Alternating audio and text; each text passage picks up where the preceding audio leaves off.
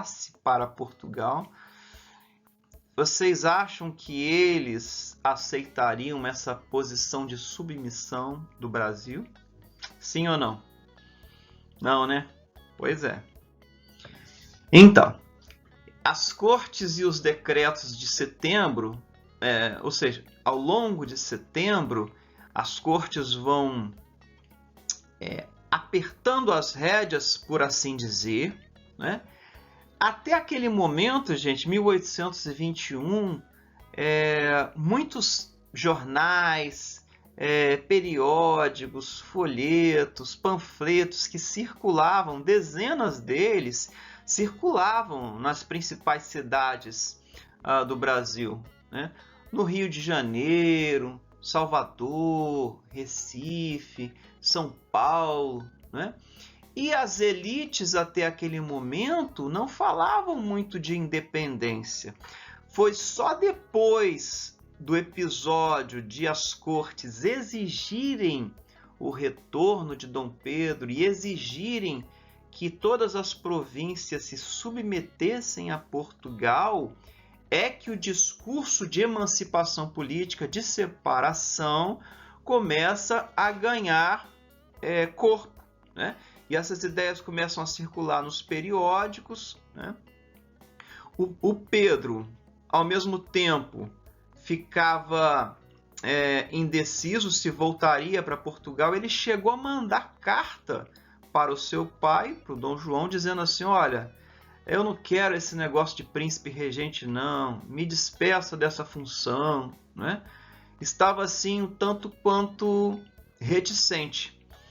Até que essa situação, essa pressão das cortes, faz com que uma elite, principalmente liderada por José Bonifácio de Andrada e Silva, né, que era responsável pela província de São Paulo, e outros homens influentes chegassem para Dom Pedro e falassem assim: o negócio é o seguinte, a gente precisa reunir forças, a gente precisa reunir apoio, porque Dom João foi para Portugal e praticamente esvaziou o caixa, a gente está sem dinheiro.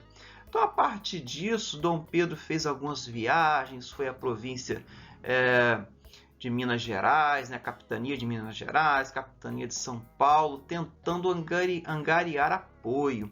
E eles conseguiram o apoio, principalmente aqui no Rio de Janeiro, os grandes fazendeiros.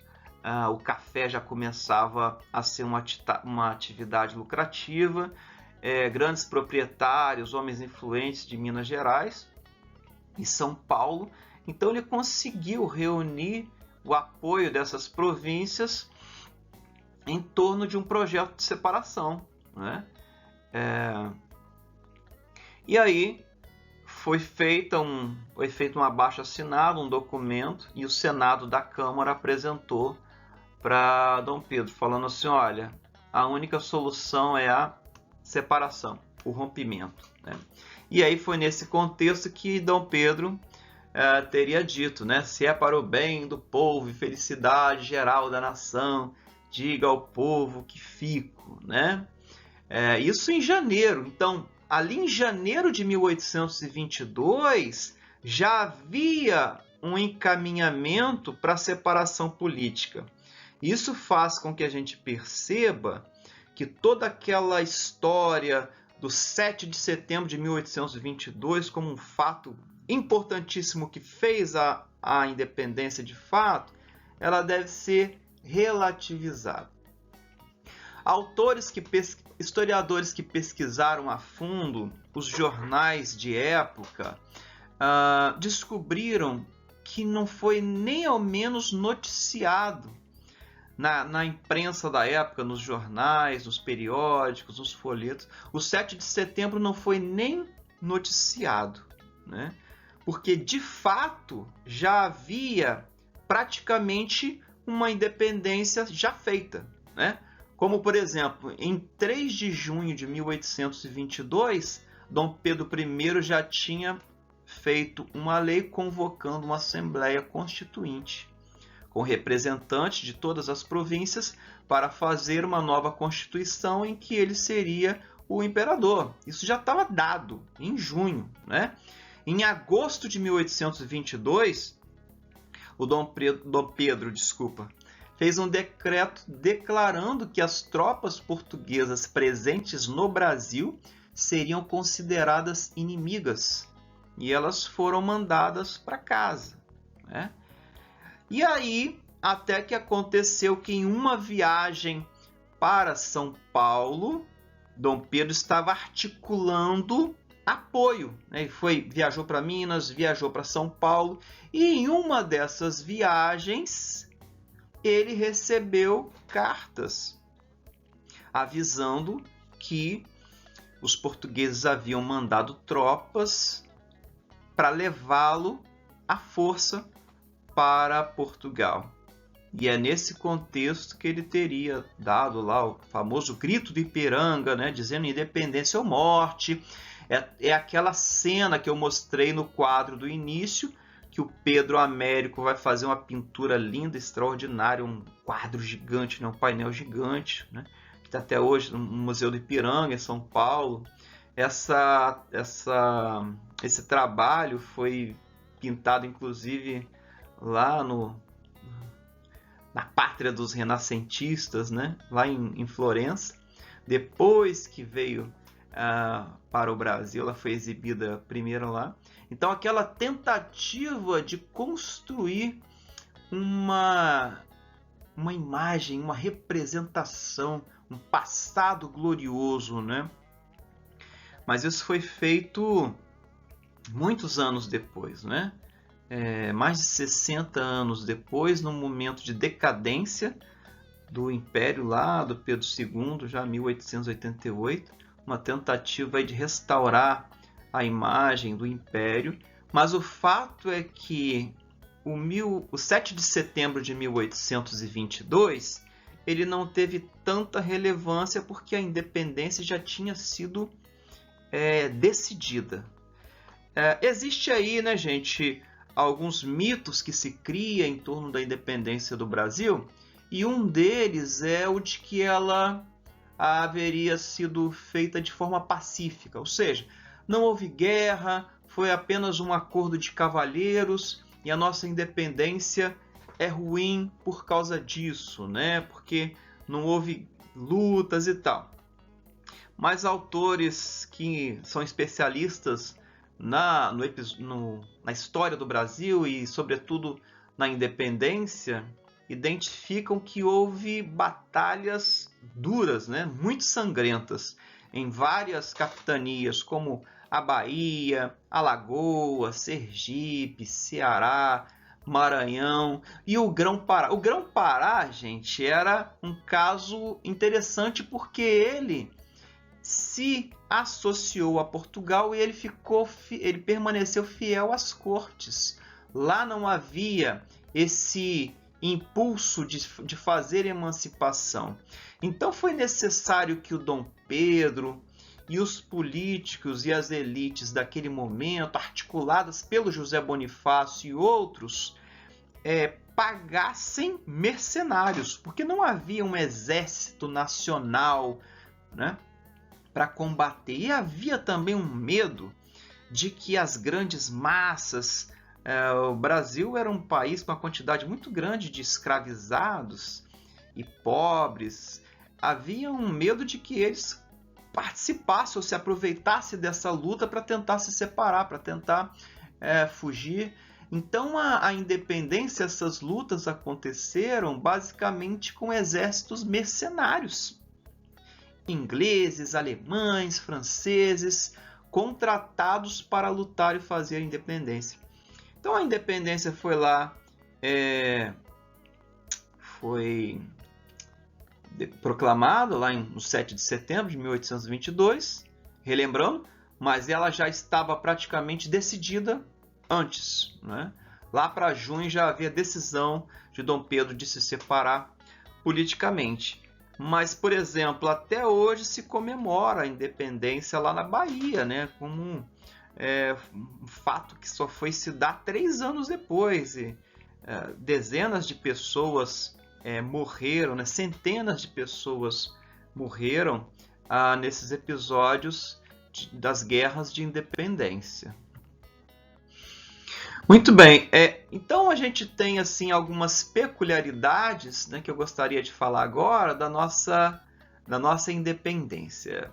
Primeiro, que foi feita de cima para baixo, né? Ela foi articulada pelos poderosos, né, por uma elite política que estava em torno do Dom Pedro, né, do príncipe regente Pedro.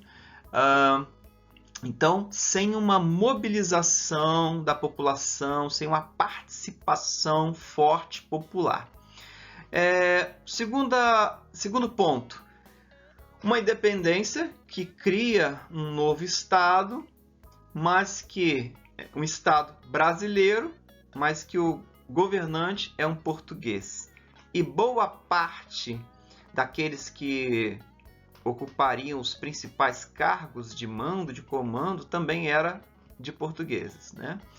Foi uma questão de pai para filho, né? Dom João foi para Portugal e deixou Dom Pedro na direção do Brasil. Então, de certa forma, tem uma questão aí de pai para filho, e que no processo de reconhecimento da independência houve essa questão também da negociação da independência, e Dom João VI, liderando Portugal, reconheceu a independência, mas mediante um pagamento de uma indenização bem elevada para a época.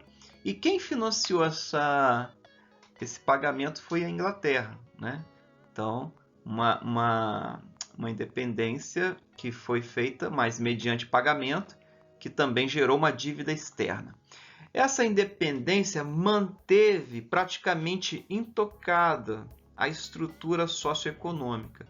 Enquanto na América Espanhola se faziam repúblicas, em muitos lugares se abolia a escravidão, aqui no Brasil se conseguiu fazer uma independência, criar um novo país, mas mantendo os privilégios da elite senhorial, né? Os privilégios dos grandes proprietários, mantendo o sistema escravista, né? O Brasil nasceu como um império, né? Uma monarquia, enquanto era a época, uma era de revoluções, em que se criavam repúblicas por todos os lados. Aqui não aconteceu, como eu disse anteriormente, a fragmentação, a divisão. Mas, gente, entenda uma coisa, não havia nada que garantisse que o Brasil seria um Estado com esse território enorme. Não havia, porque havia um impulso separatista lá do Nordeste, em Minas Gerais, no Grão-Pará. Não havia nada que garantiria que o território permaneceria unido com o poder centralizado. Isso foi feito com base em muita violência e repressão do governo central, né?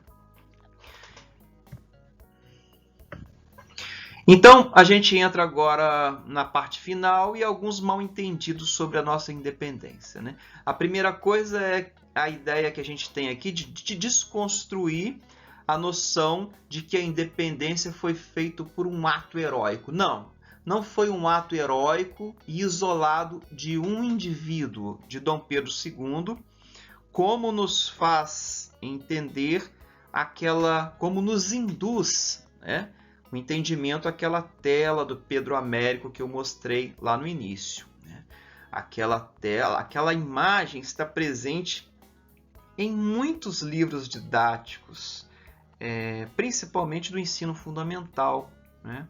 E no imaginário popular, até hoje muitos pensam: Dom Pedro foi um grande herói, né? Aquela tela tem por objetivo criar mesmo um mito fundador, um mito do herói, né?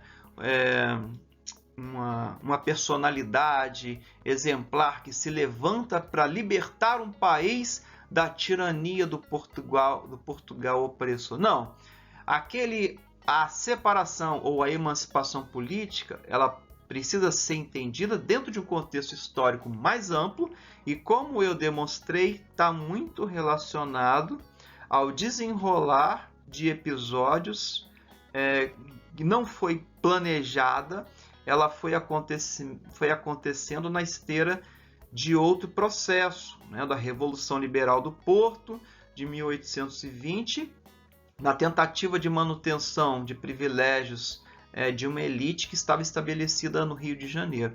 Ela não foi um resultado da Inconfidência Mineira e a Conjuração Baiana, como alguns livros didáticos apresentam até hoje, ou seja, alguns livros vão falar da independência do Brasil, coloca lá, Inconfidência Mineira, Conjuração Baiana, a vinda da família real e independência, como se fossem episódios que vão se sucedendo e que já estão mais ou menos destinados a culminar com a separação política, com a independência. Não. Esses episódios demonstravam mais que havia interesses e forças políticas dentro daquelas províncias que pretendiam romper com Portugal, mas não a independência do Brasil como um todo, né? Não teve também a pompa retratada por Pedro Américo naquele quadro, porque testemunhas de época dão conta de que Dom Pedro estava montado em sua mula, que era um animal mais resistente para essas longas viagens, e outras fontes indicam até que ele estava com problemas intestinais, por assim dizer. Vocês já entendem o que isso significa, né? No bom e velho português, ele estava, vamos usar uma expressão mineira aqui, estava de piriri, né? Numa moita. Mas o Pedro Américo disse que precisava criar uma certa pompa e uma circunstância para representar aquele episódio com maior dignidade. Então isso nos ajuda a ficar muito alertas quando nós encontramos uma imagem para representar um fato histórico, né? Precisamos perguntar quem fez, quando fez, quais os objetivos, né? Qual é a imagem que ela tenta passar, qual é a representação do passado, né? Qual a memória que ela tenta estabelecer, né? E ali havia a tentativa de construir essa imagem de um passado glorioso, né? Feito por uma grande liderança, né? Então a independência, a separação, criou um novo Estado, mas não uma nação, ou seja, não havia um sentimento de pertencimento àquela comunidade imaginada, né, como alguns autores tratam. Ou seja, não havia um sentimento de identidade nacional ainda.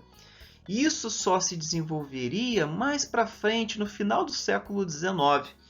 O José Murilo de Carvalho, no livro Cidadania, no Brasil, O Longo Caminho, chama atenção para algo interessante. Ele fala assim, olha, até a Guerra do Paraguai não havia esse sentimento de pertencimento a uma nação. Então a Guerra do Paraguai, já no final do século XIX, é que contribui para isso. Então ele fala assim, guerras são boas para produzir identidade.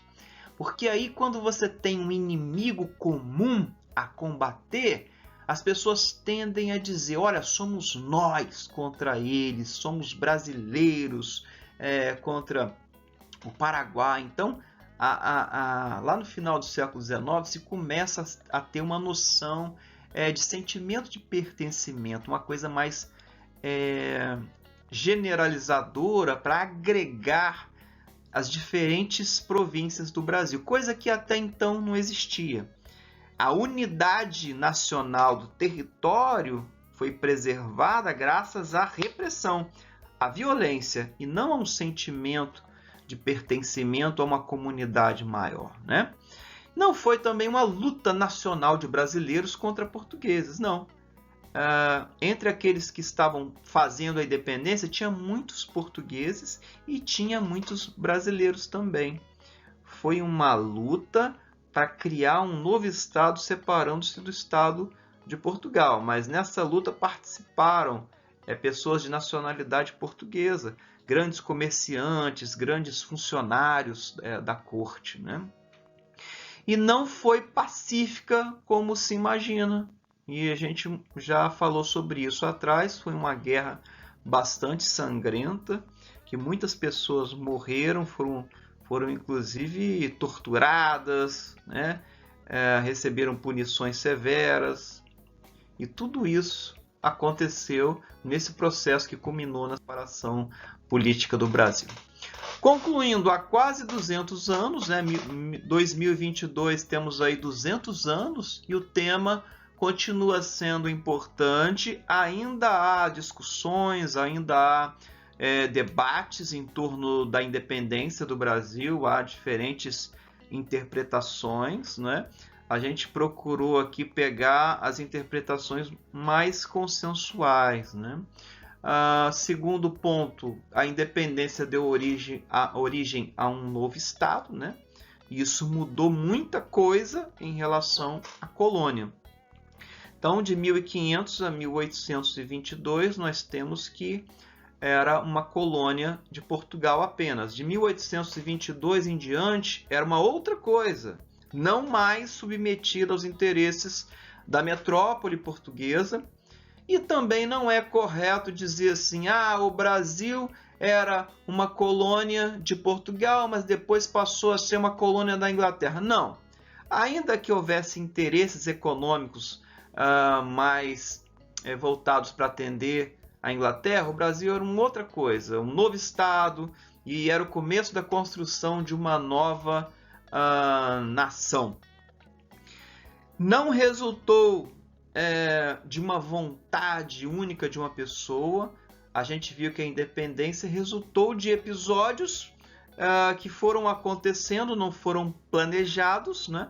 A vinda da família real teve um peso importante em 1808, mas não fosse a Revolução Liberal do Porto de 1820 e aquela pressão, aquela tentativa de recolonizar o Brasil, talvez não tivéssemos independência. Talvez também, se não fosse a grande força de repressora militar organizada por Dom Pedro, José Bonifácio e outros, províncias teriam se separado. A Bahia seria um país independente, né? O Pará seria um país independente, né? Alagoas, Ceará, isso não estava no destino do Brasil ser uma unidade com o poder centralizado. Isso não estava dado. Isso foi resultado das forças que naquele momento disputavam, né? O sentimento de nacionalidade, como eu disse, só foi se desenvolvendo a partir do século XIX e lá nos anos 30, principalmente com o esforço centralizador do Getúlio Vargas, através de algumas iniciativas para criar e consolidar e difundir um sentimento de unidade, de nacionalidade, é que se foi consolidando o Brasil como uma nação, né? Bom, e ainda hoje alguns símbolos são tomados por grupos políticos nas suas disputas pelo poder na atualidade. Alguns grupos tentam usar, por exemplo, o hino nacional, né?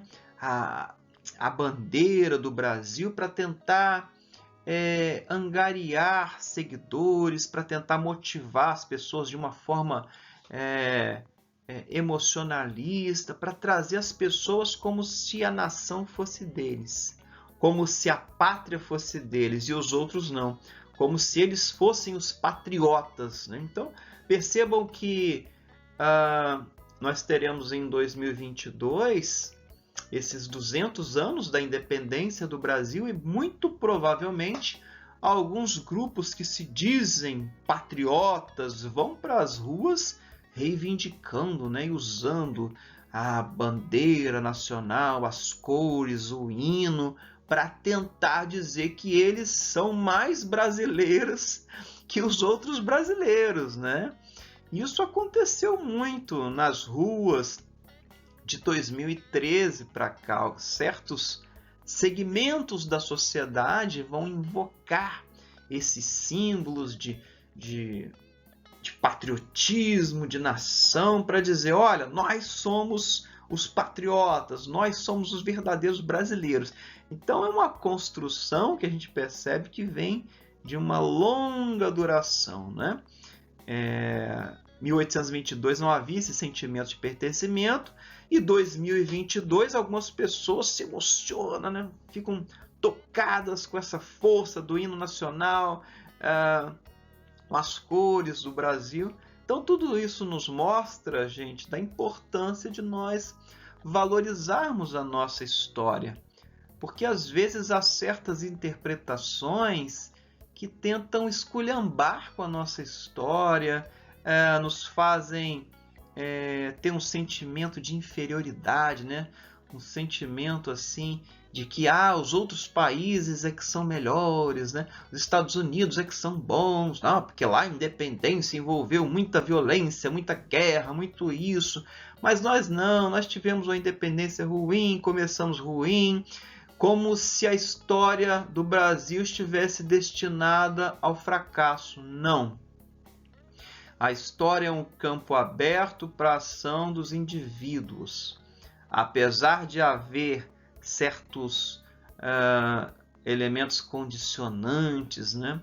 Apesar de haver certas restrições nas estruturas do capitalismo, por exemplo, a história, o destino não está dado, né? Sempre é possível a intervenção do indivíduo para mudar os destinos da nação, do Estado, né? Então é muito importante a gente discutir esse tema, falar da nossa história, valorizar a nossa história e entender que, apesar dos pesares, nós precisamos entender, estudar, valorizar e procurar intervir no sentido de mudar aquilo que é possível mudar. Então eu acredito que esses assuntos, principalmente a discussão sobre o Brasil, continua atual. Os 200 anos da independência estão aí e eu acho que é um campo aberto para muitas discussões. Espero que vocês tenham gostado da aula. Um abraço e até a próxima. Tchau!